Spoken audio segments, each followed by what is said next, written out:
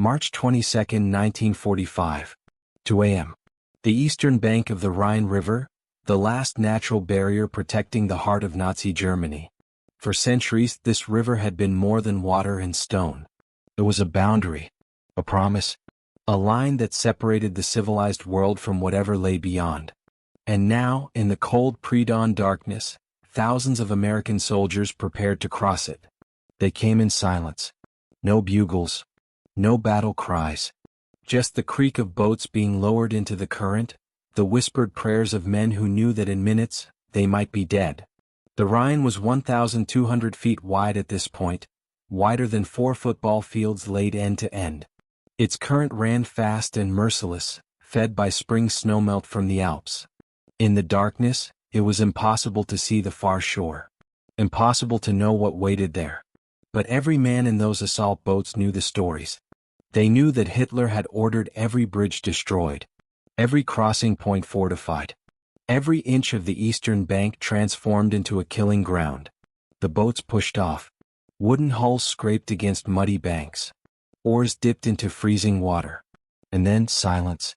For 30 seconds, maybe 40, there was nothing but the sound of the river itself, indifferent to the men who rode upon it. Then the world exploded. German flares erupted overhead, turning night into artificial day. Suddenly every boat, every face, every desperate stroke of the oars was illuminated in stark white light. And with the light came the fire. Machine gun fire ripped across the water like 1,000 zippers being torn open at once.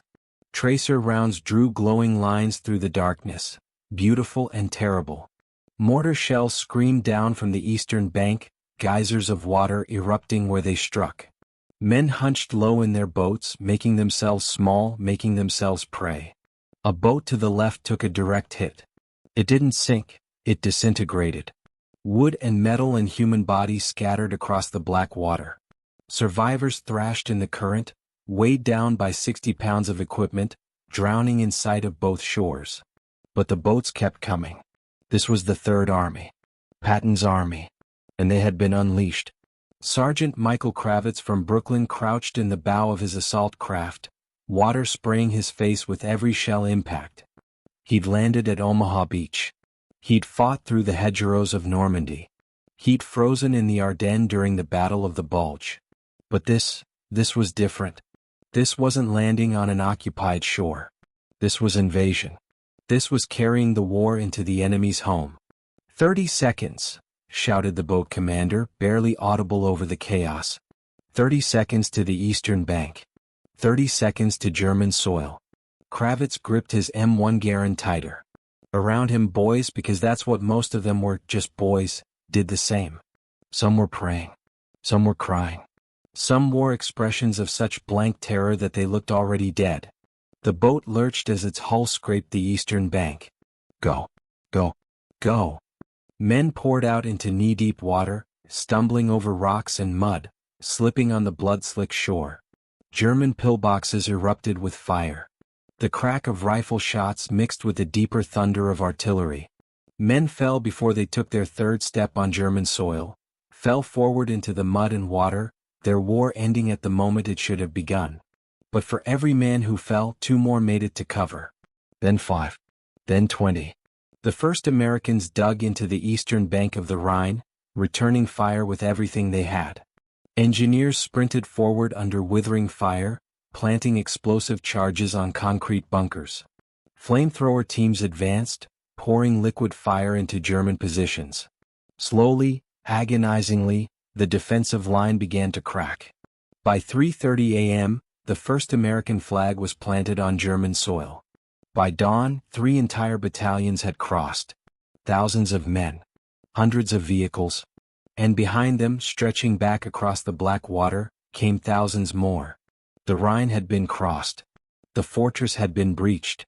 And for the first time since the war began, American soldiers stood on enemy ground, not as liberators but as conquerors.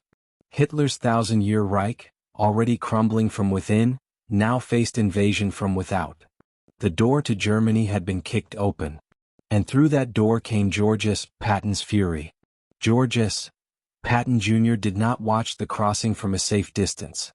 While other generals studied maps in heated command tents miles behind the lines, Patton stood on the western bank of the Rhine, close enough to hear the screams, close enough to smell the cordite and blood. He wore his trademark ivory-handled revolvers on his hips, not for show, but because he believed a commander should be ready to fight alongside his men, or die with them. He was 60 years old. His face was weathered leather, his voice a razor blade wrapped in sandpaper. And for this moment, this singular moment in history, he had been waiting his entire life. Patton believed in destiny the way other men believed in God. He claimed to have lived past lives as a soldier, fighting with Alexander the Great, marching with Caesar's legions, charging with Napoleon's cavalry. Whether you believed him or thought him insane didn't matter. What mattered was that he believed it. And that belief made him fearless in ways that terrified his enemies and unsettled his allies. "We're going to go through them like crap through a goose," he told his officers 3 days earlier, his eyes gleaming with something between joy and madness. "I don't want any messages saying, 'I'm holding my position.' We're not holding anything. Let the Hun do that. We are advancing constantly." This wasn't strategy to Patton. It was religion. He despised caution. Despised hesitation. While other Allied commanders worried about supply lines and flanking positions and political implications, Patton worried only about killing Germans and winning the war. Preferably in that order. His superior, General Dwight Eisenhower, had repeatedly warned him to slow down, to consolidate, to think before charging forward. Patton had smiled and nodded in those meetings, and then done exactly as he pleased. Because Patton understood something that the politicians and the desk generals did not. Wars are not won by caution. They are won by audacity. By speed. By hitting the enemy so hard and so fast that he never has time to recover. The Rhine crossing was the culmination of everything Patton had fought for. 4 months earlier, during the Battle of the Bulge, the Germans had launched their last desperate offensive. A surprise attack that caught the Allied forces off guard and threatened to split them in half. While other units retreated in chaos, Patton had wheeled his entire Third Army 90 degrees north in the middle of winter and smashed into the German flank. It was a maneuver military historians would later call impossible. Patton did it in 72 hours. That was when Hitler should have known he was doomed. But Hitler, locked in his bunker beneath Berlin, still believed in miracle weapons and divine intervention. He still thought Germany could win. Patton knew better. He'd seen the enemy up close. He'd watched the German army transform from the most feared fighting force on earth into a collection of old men and terrified boys, desperately trying to hold together an empire built on lies. Now, standing on the Rhine's western bank as his men stormed across, Patton allowed himself a rare smile. The British commander Montgomery was planning his own Rhine crossing, a massive, methodical operation scheduled for 2 days from now. He'd been gathering supplies for weeks, positioning artillery, preparing for every contingency. Would be textbook. Would be safe. It would be slow. Patton had beaten him by 48 hours. He'd crossed the Rhine with whatever boats and rafts his engineers could scrounge, with minimal preparation, with maximum aggression. And it had worked. It was working right now as his soldiers carved out a beachhead on the eastern shore. As dawn broke over the river, painting the water gold and red, Patton turned to his aide and said words that would echo through history. "The Rhine. The worst river barrier in the world. And we crossed it before breakfast." Then he climbed into his jeep and ordered the driver forward. Toward Germany. Toward Hitler. Toward the end of everything. Because George S. Patton had made a promise written in blood and iron. He would take this war to the enemy's doorstep. And he would not stop until that door was kicked in and everything behind it was ash. The road to the Rhine had been paved with corpses. To understand what the crossing meant, why it mattered, why men wept when they reached the eastern bank, you have to understand what it took to get there. You have to go back 10 months, to a beach in Normandy where the liberation of Europe began in blood and chaos. June 6, 1944. D-Day. The largest amphibious invasion in human history. 150,000 Allied soldiers stormed 5 beaches along the French coast, facing German machine gun fire that turned the surf red. Men drowned under the weight of their own equipment. Others were cut down before they left their landing crafts. But they kept coming. Wave after wave. Because there was no alternative. Europe was enslaved, and freedom demanded a price paid in young men's lives. Patton hadn't been at D-Day, not in the first wave. Eisenhower had held him back, using him as a decoy, letting German intelligence believe the real invasion would come somewhere else. It had nearly driven Patton mad. While other men earned glory on the beaches, he paced and fumed and waited. But when they finally unleashed him in late July, he made up for lost time. His Third Army exploded across France like a thunderstorm. While other units advanced cautiously, clearing each town methodically, Patton's columns raced forward 50, 60, sometimes 70 miles in a single day. His tanks outran their supply lines. His infantry marched until they collapsed from exhaustion, then marched further. Critics called it reckless. Patton called it warfare. By August, Paris was liberated. By September, American forces had pushed all the way to the German border. Victory seemed inevitable. Some Allied commanders predicted the war would be over by Christmas. They were wrong. December 16, 1944. The Ardennes Forest. Hitler launched his final gamble, a massive surprise offensive through Belgium, aiming to split the Allied armies and recapture the vital port of Antwerp. It caught everyone by surprise. Everyone except Patton, who had warned it was coming. The Battle of the Bulge, they called it. The largest and bloodiest battle American forces fought in World War II. Temperatures dropped to 20 degrees below zero. Men froze to death in their foxholes. Wounded soldiers died waiting for medics who couldn't reach them through the snow. For weeks, the outcome hung in balance. And then Patton did the impossible. He disengaged his entire Third Army from its current offensive, wheeled it 90 degrees north, and marched through a blizzard to smash into the German flank. Military experts had said it couldn't be done. Moving an entire army in winter, changing direction completely, attacking within days instead of weeks. Patton did it anyway. The German offensive broke. Hitler's last reserves were shattered. And from that moment on, the Nazi war machine was in full retreat. But retreat didn't mean surrender. It meant fighting for every town, every bridge, every mile of ground. German soldiers knew what awaited them if they lost.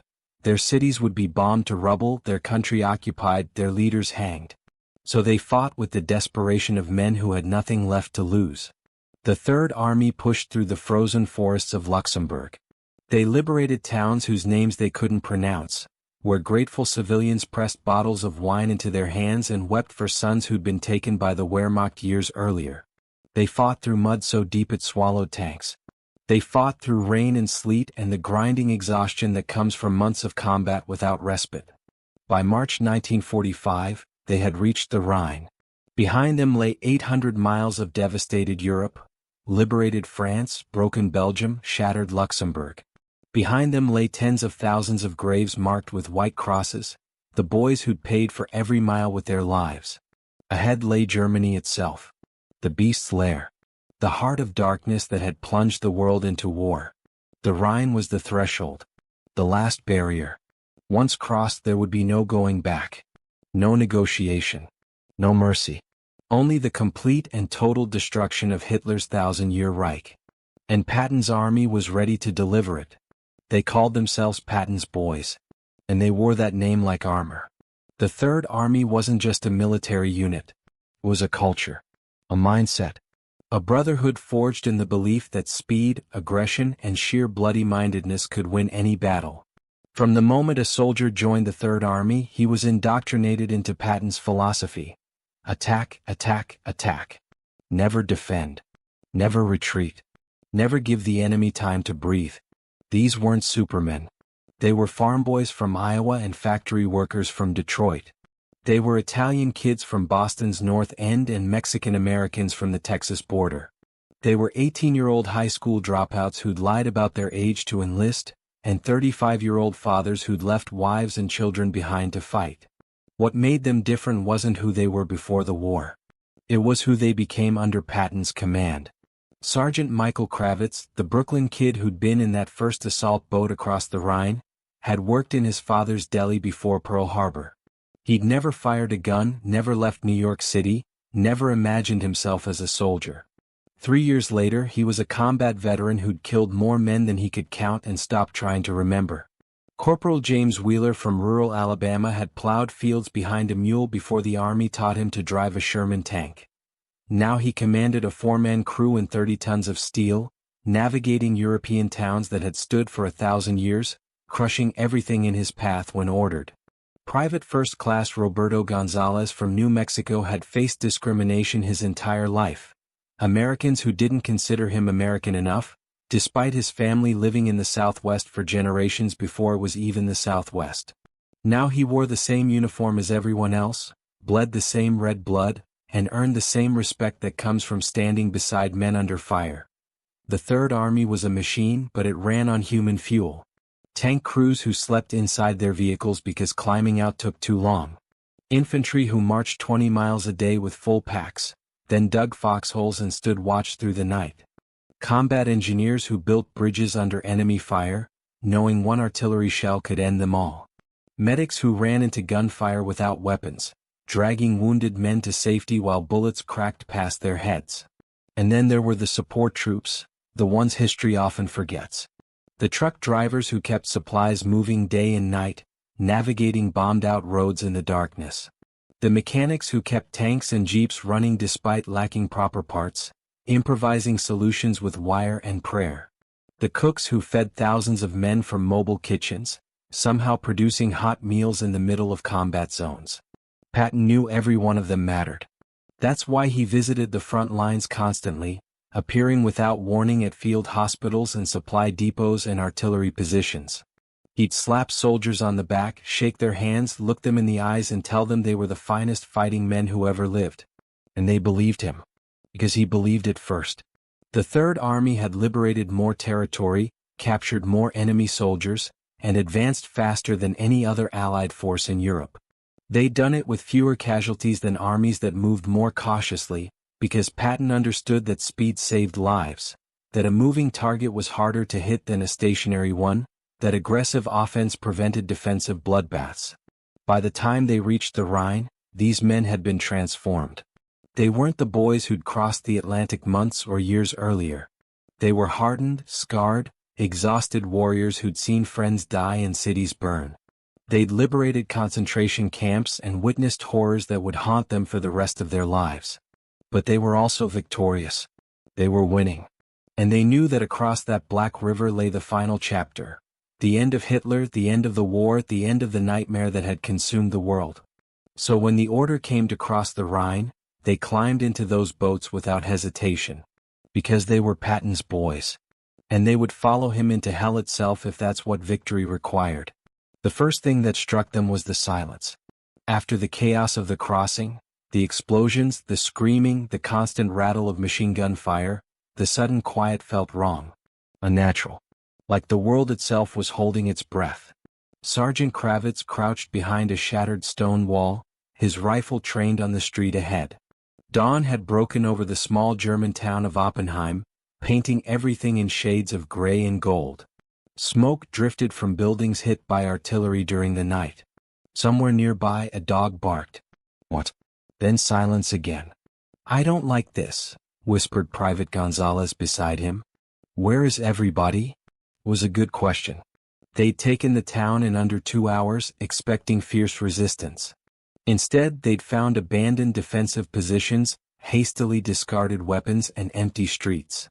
The German army had retreated during the night, melting away like ghosts. But the civilians remained. Kravitz saw the first one when movement flickered in a second-story window, a face, pale and terrified, quickly disappearing behind a curtain. Then another in a doorway. And another. Dozens of them, hiding in their homes, watching the American soldiers move through their town with the same weapons that had killed their sons and fathers. "Hold fire," Kravitz ordered, though his grip on his rifle didn't loosen. "They're not combatants." The word felt strange in his mouth. Combatants. As if there was a clean line between soldiers and everyone else. As if war could be contained to battlefields and kept away from kitchens and bedrooms and children's nurseries. But here, standing on German soil for the first time, that illusion evaporated. This wasn't France, where grateful civilians had kissed American soldiers and offered them wine and flowers. This wasn't Belgium, where old women had wept with relief at liberation. This was Germany, the enemy's homeland. These people had cheered for Hitler. They'd sent their sons to invade Poland and France and Russia. They'd either participated in the horror of the Nazi regime or turned a blind eye while it consumed the world. And now the war had come home to them. An old man emerged from a cellar, hands raised high, his face a mask of terror. He was perhaps 70, wearing a threadbare suit that had probably been fine once.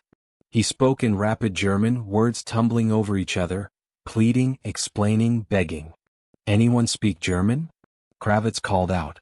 Private David Cohen stepped forward. His parents had emigrated from Germany before the war. He'd grown up speaking both languages, though he'd hidden that fact from his neighbors in Chicago after Pearl Harbor. He listened to the old man for a moment, then translated. "He says there are no soldiers here. Only civilians. Women and children hiding in the cellars. He says please don't hurt them. He says they never wanted the war." Kravitz stared at the old man. Never wanted the war. The words rang hollow in his ears. He thought of the bodies on Omaha Beach. The frozen corpses in the Ardennes. His friend Tommy Sullivan, blown apart by a landmine in France, dying screaming for his mother. "Tell him to get everyone out," Kravitz said finally. "We need to clear these buildings. Anyone who cooperates won't be harmed. Anyone who resists." He let the sentence hang unfinished. Cohen translated. The old man nodded frantically and disappeared back into the cellar. Over the next hour they emerged. Families. Grandmothers clutching infants. Teenage girls. Boys too young to fight. They gathered in the town square, guarded by American soldiers, their eyes downcast, their faces blank with shock and fear. Some of the American soldiers looked at them with hatred. These were the people whose nation had started this horror. Others looked with something closer to pity. These were just people, terrified and defeated, caught in the machinery of history. Corporal Wheeler, the Alabama farm boy turned tank commander, stood beside his Sherman and watched the civilians file past. A little German girl, maybe 6 years old, stared up at him with huge, frightened eyes. She reminded him of his niece back home. "This doesn't feel like victory," he said quietly. Private Gonzalez, standing nearby, nodded. "No, it doesn't." Because this was the terrible truth they were all discovering. Invasion feels different from liberation. When you cross into enemy territory, you're not a hero, you're a conqueror. And conquest, even righteous conquest, carries a weight that glory can't balance. They were standing in a German town, surrounded by German people, occupying German homes. They'd crossed the Rhine not to free these people, but to defeat them. To break their nation so completely it could never threaten the world again. It was necessary. It was the only way to end the war. But standing there in the morning light, watching terrified civilians huddle together under American guns, not one soldier felt clean. Behind them, more troops poured across the Rhine. Thousands. Tens of thousands. The invasion had begun in earnest. Town after town would fall. The Third Army would push deeper into Germany, unstoppable, relentless. And with every mile, they would carry this weight. The knowledge that they were doing what had to be done, but that righteousness and brutality were sometimes impossible to separate. Sergeant Kravitz turned away from the civilians and looked east, toward the heart of Germany. "Let's move out," he said. "We've got a long way to go." Patton didn't give them time to think. Didn't give them time to process what they'd seen or feel what they'd done. He did what he always did, he pushed forward. "The enemy is demoralized," he told his commanders on the second day after the crossing. "Now is the time to exploit that. I don't want to hear about logistics. I don't want to hear about rest. I want to hear about how many miles you've advanced and how many Germans you've killed." It wasn't cruelty. It was calculation. Patton understood something fundamental about warfare that many generals didn't. Momentum is a weapon. Once you have the enemy on his heels, you don't let him recover. You don't give him time to regroup, to dig new defenses, to find his courage again. You hammer him without mercy until he breaks completely. And the German army was breaking. The Third Army exploded eastward like a flood that had burst through a dam. They advanced 30 miles on the second day. 40 on the third. Towns fell so quickly that mapmakers couldn't keep up. Frankfurt, Wiesbaden, Darmstadt. Names that meant nothing to American soldiers became coordinates on a map. Objectives achieved, victories tallied. Corporal Wheeler's tank column rolled through the German countryside at speeds that would have seemed impossible weeks earlier. They bypassed towns that weren't strategic, leaving them for follow-up forces. They avoided pitched battles when possible, flowing around resistance like water around stones. When they did encounter serious opposition, they hit it with overwhelming force. Tanks, artillery, and air support coordinated with devastating precision, and then moved on before the smoke cleared. "It's like we're chasing ghosts," Wheeler said to his crew as they paused to refuel outside Aschaffenburg. "Every time we show up, the Germans are already gone." His gunner, a kid from Philadelphia named Tommy Reese, laughed without humor. "They're running. They know what's coming." What was coming was the full weight of American industrial might. Every day more troops crossed the Rhine. More tanks. More artillery. More supplies. The logistical miracle that Patton's critics had said was impossible was happening in real time. An entire army sustaining itself deep in enemy territory, moving faster than any large force had ever moved in warfare. But it wasn't just American strength driving the advance. It was German weakness. The Wehrmacht, once the most feared fighting force on earth, had been bled dry. Years of fighting on two fronts, against the Soviets in the east and the Allies in the west, had hollowed it out. The best soldiers were dead or captured. What remained were teenagers and old men, given rifles they barely knew how to use and told to stop an army they had no hope of stopping. Some fought anyway. Died defending towns that weren't worth defending, following orders from commanders who'd already fled. Others surrendered the moment American tanks appeared. Still others simply disappeared, took off their uniforms, buried their weapons, and tried to become civilians again. Patton showed no mercy to those who resisted. Artillery pulverized defensive positions. Air strikes incinerated troop concentrations. When a town refused to surrender, he bypassed it and let it wither, cut off from supplies and reinforcement, irrelevant to the larger campaign. "I don't want them defeated," he'd said. "I want them destroyed." And destroyed they were. The Third Army captured thousands of prisoners daily. So many that they couldn't process them all, just disarmed them, pointed them west toward makeshift POW camps, and kept moving east. By the end of the first week after crossing the Rhine, Patton's forces had advanced over 100 miles into Germany. They'd captured more than 30,000 prisoners. They'd liberated slave labor camps where emaciated workers from Poland, France, and Russia stared at their rescuers with eyes that had forgotten hope. And they'd begun to understand the true scope of what they were fighting against. In one town, Sergeant Kravitz's unit discovered a government building filled with records. Meticulous documentation of everything the Nazis had done. Lists of names. Transport manifests. Death tallies recorded with bureaucratic precision. Evidence of systematic murder on a scale that defied comprehension. "Jesus Christ," breathed Private Cohen, translating document after document. They kept track of everything. Every person they killed, they wrote it down. Like it was accounting.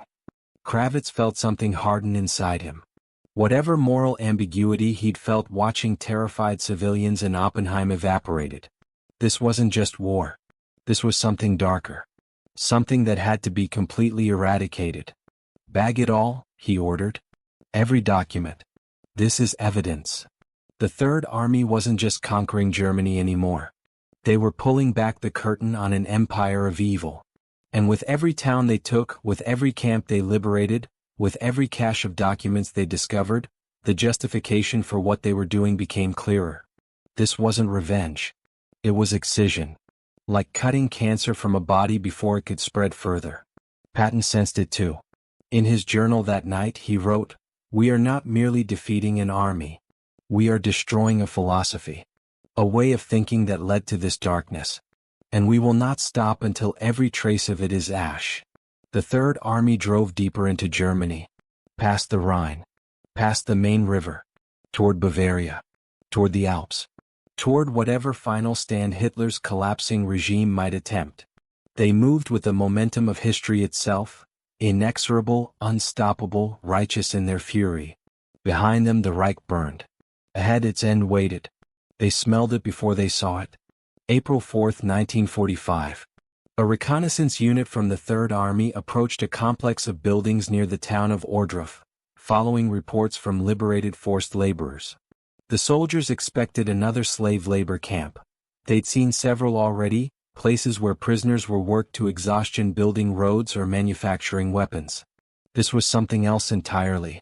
The smell hit them a mile away. Sweet and rotten and chemical all at once. A smell that crawled into your nostrils and stayed there. Some of the younger soldiers vomited before they even reached the gates. Private Gonzalez was in the first squad to enter. Years later he would still struggle to describe what he saw. The words never felt adequate. Never captured the full horror. Bodies. Dozens of them. Stacked like cordwood near a partially constructed crematorium. Skeletal frames covered in skin so thin it looked translucent. Empty eye sockets. Open mouths frozen in silent screams. Some of the corpses still wore the striped uniforms. Others were naked, their dignity stolen even in death. "Sweet Jesus," whispered someone behind him. Then the soldier turned and vomited against a wall. The survivors were worse somehow. They emerged from barracks that shouldn't have been able to hold so many people. Walking skeletons with hollow eyes that had seen things no human should witness. They moved slowly as if unsure whether the Americans were real or another cruel hallucination. A man approached Sergeant Kravitz. He might have been 30 or 60, impossible to tell. His cheekbones jutted through skin like paper. His legs were sticks wrapped in loose flesh. He spoke in broken English, his voice barely a whisper. "Jewish?" he said, pointing to himself. "From Poland. They kill everyone. Everyone."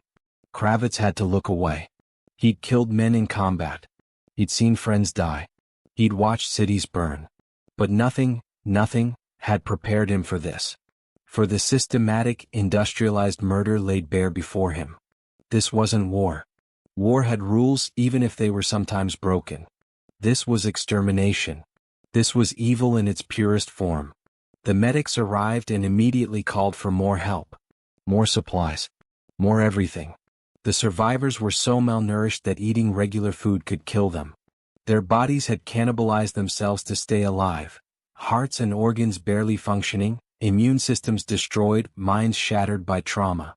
How many camps? Kravitz asked the Polish survivor through an interpreter. The man laughed, a sound like breaking glass. Many camps. Bigger than this. Auschwitz, Treblinka, Buchenwald. They build factories of death. Ohrdruf was just a satellite camp. A small facility. And even here, thousands had died. 4 days later, Patton himself arrived. His aides had urged him not to come. The scenes were too disturbing, the smell too overwhelming. Patton insisted. If his soldiers had to witness this, so would he. He walked through the camp in silence, his face pale, his legendary composure cracking. When he emerged, he ordered that every American soldier in the area be brought to see it. Then he ordered that civilians from the nearby town be marched through as well. "Let them see what they allowed to happen," he said. "Let them see what their Führer built." The townspeople came, men in suits, women in their Sunday dresses, claiming they knew nothing about what happened in the camp. They walked past the bodies, the crematorium, the evidence of systematic murder. Some wept. Others remained stone-faced, whether from shock or denial. A week later, the Third Army liberated Buchenwald, one of the largest concentration camps in Germany. 56,000 prisoners were still alive. Hundreds of thousands had died there. The evidence was overwhelming, undeniable. Medical records documenting experiments on living humans. Gas chambers disguised as showers. Ovens built specifically for burning bodies.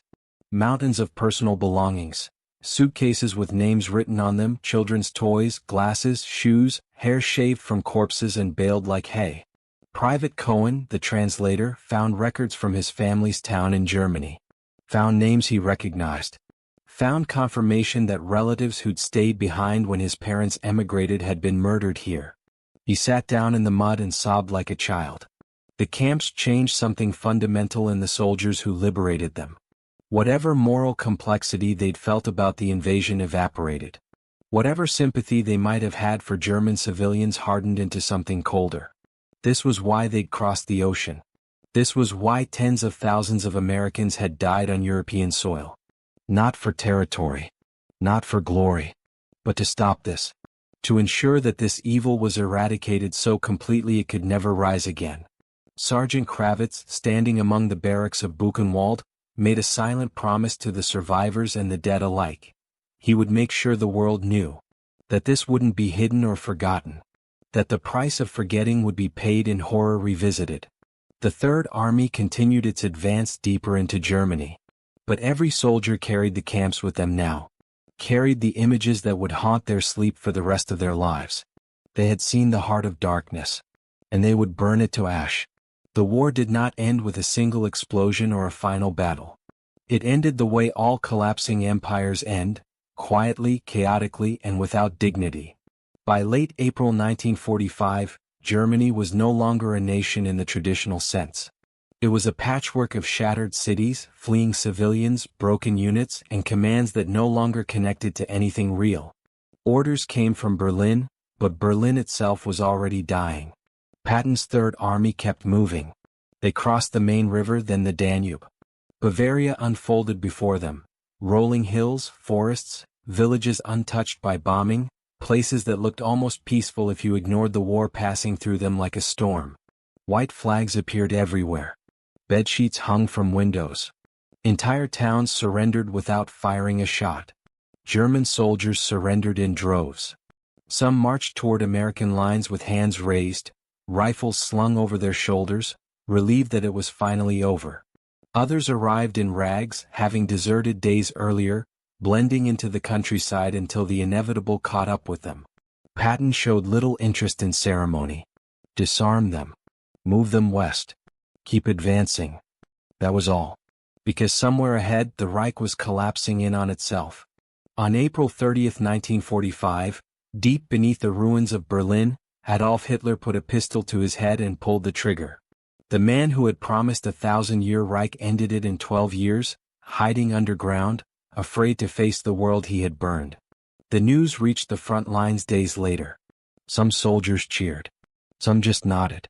Others felt nothing at all. After everything they had seen, one man's death felt too small to balance the scale. On May 7th, Germany surrendered unconditionally. The war in Europe was over. For the Third Army, there was no sudden celebration. No dramatic release. They had advanced too fast, seen too much, lost too many men for joy to come easily. The killing stopped, but the silence that followed was heavy. Sergeant Kravitz sat on the steps of a farmhouse in southern Germany when the news arrived. He listened to the radio announcement, then turned it off. Around him, soldiers smoked quietly. Someone laughed, then stopped. Someone else stared into the distance. "Is that it?" Private Gonzalez asked. "We just stop." Kravitz nodded slowly. "Yeah. We stop." They had crossed the Rhine believing the war would end soon. It had. But none of them felt finished. Patton, when informed of the surrender, reacted differently than expected. There was no speech. No grand declaration. He simply said, "Good. Now we didn't waste any time." But later that night, alone, he wrote in his diary, "We have defeated Germany. But the cost is written on the faces of my men. History will decide whether it was worth it." I believe it was. I know it was. He was wrong about one thing. History wouldn't decide. The soldiers would. Because the war followed them home. Years later, Sergeant Kravitz would wake up at night smelling river water and cordite. Corporal Wheeler would flinch at the sound of metal scraping stone. Private Gonzalez would never again walk past a crowd without scanning faces for danger. Private Cohen would carry names in his memory that no gravestone bore. None of them would ever fully leave Germany behind. And yet, because of them, Germany changed. The Rhine crossing shattered the last illusion of Nazi invincibility. It proved that the Reich could be entered, broken, and ended. It accelerated the collapse of German command, shortened the war, and saved lives that would have been lost in months of further fighting. But its true meaning lay deeper. The men who crossed that river carried the weight of civilization on their backs. They were not perfect. They were afraid. They were angry. Sometimes they were brutal. But they advanced anyway, because stopping meant allowing evil to survive. They crossed not just a river but a line humanity had drawn. On one side lay hesitation. On the other lay responsibility. And they chose to move forward. Long after the flags were lowered and the rifles stored away, long after Europe rebuilt itself from the rubble, the Rhine still flowed, quiet, wide, indifferent. But it would never again be just a river. It would be remembered as the moment when the door to tyranny was forced open, when the war stopped being about defense and became about ending something that should never have existed. The crossing did not make heroes. It revealed them. And it revealed the cost of being one. Patton once said, "It is foolish and wrong to mourn the men who died. Rather, we should thank God that such men lived." Those men lived on the banks of the Rhine. They crossed in darkness. They carried fire. And when they reached the other side, the world changed forever.